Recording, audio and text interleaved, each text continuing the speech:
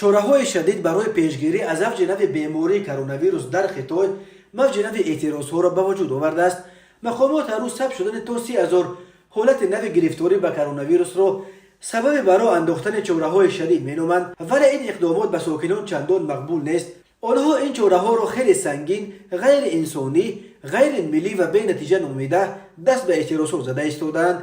اعتراض‌ها روز پنجشنبه هفته گذشته بعد به کام آتش فرو رفتن یک بنا در ارومچی، مرکز ولایت مختار شینجان اویغور که سبب مرگ 10 نفر شد آغاز یافت. ساکنان ناراضی این ولایت از سیاست پیشگرفته حکومت چین دست به اعتراضات خیابانی زدند.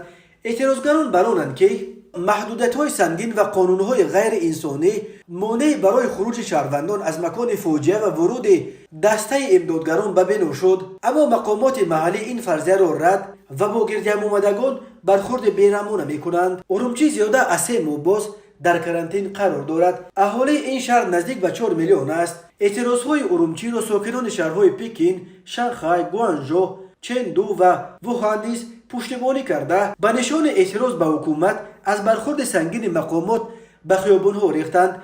در این شهرها نیز اعتراضگران به واکنش سخت نیروهای پلیس روبرو شدند. این برخورد پلیس با شهروندان ناراضی معرکه را در شبکه‌های اجتماعی به بار آورده است. کاربران از حکومتداران سوال می‌کنند که همه راهپیمایی‌ها در شهرهای مختلف صلح‌آمیز و بی خشونت برگزار می شود، ولی چرا پلیس دست به خشونت و بازداشت بیرحمانه شهروندان کشور میزند؟ پس از برخورد خشونتبار با اعتراضگران آنها شعارهای مرگ به حزب کمونیست و مرگ به سی جین پینگ را سر دادند.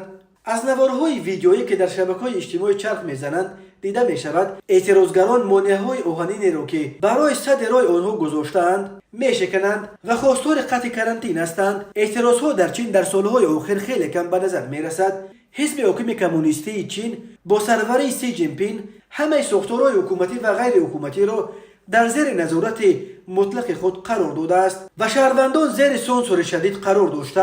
نشانی از مخالفین در این کشور به نظر نمی رسید. چین یا خطای که از کشورهای هممرز با تاجیکستان به شمار می رود با یک از 4 میلیارد اهالیش پراهالی‌ترین کشور دنیا به شمار می رود. اقتصاد این کشور از لحاظ مقیاس بعد اقتصاد امریکا دومین اقتصاد بزرگ دنیا دانسته می شود.